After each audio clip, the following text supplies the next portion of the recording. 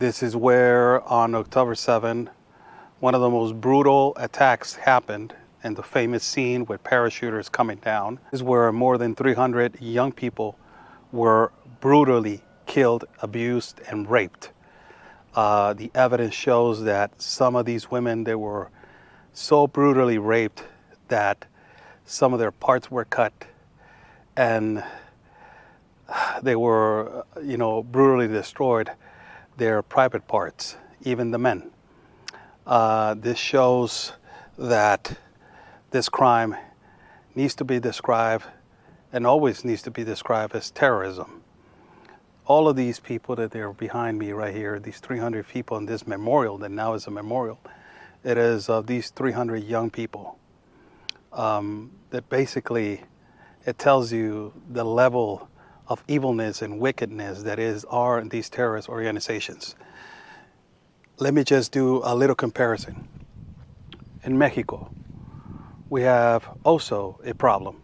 It is called cartel. And on that month of June, in the part of Iran, on this war, and on this month of June that just passed, on the war between Iran and Israel, only 28 people died in Israel.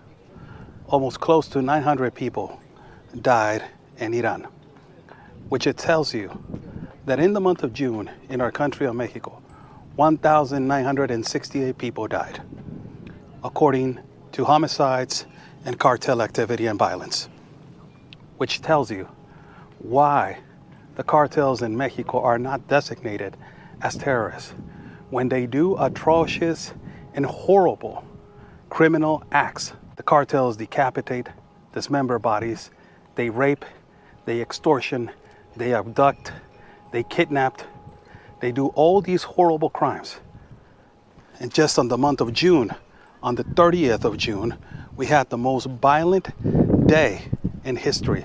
More than 30 executions in Culiacan, where there is the biggest cartel war that has been going on for more than 10 months. On the month of May, it was the most historic day for missing people in history, in the month of May.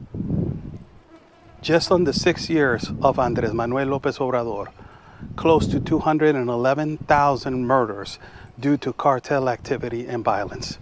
This tells you the level of insecurity and the level of viciousness of these criminal organizations. Hamas was immediately designated as a terrorist organization. Hezbollah is immediately designated as a terrorist organization. But why the cartels?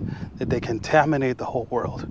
That they are doing this to our country of Mexico, taking away the youth, recruiting children and recruiting minors from their elementary schools, kidnapping and abducting women, raping them, violating them, abusing them. And not only that, bringing insecurity to our country.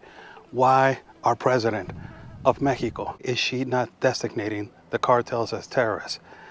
It tells you that we have a level of corruption more deeper than nobody else.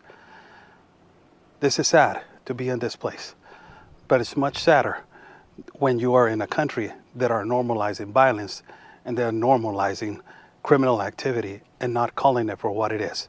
We need to designate the cartels as terrorists, and whoever says the opposite, it is incompetent and it is part of the problem.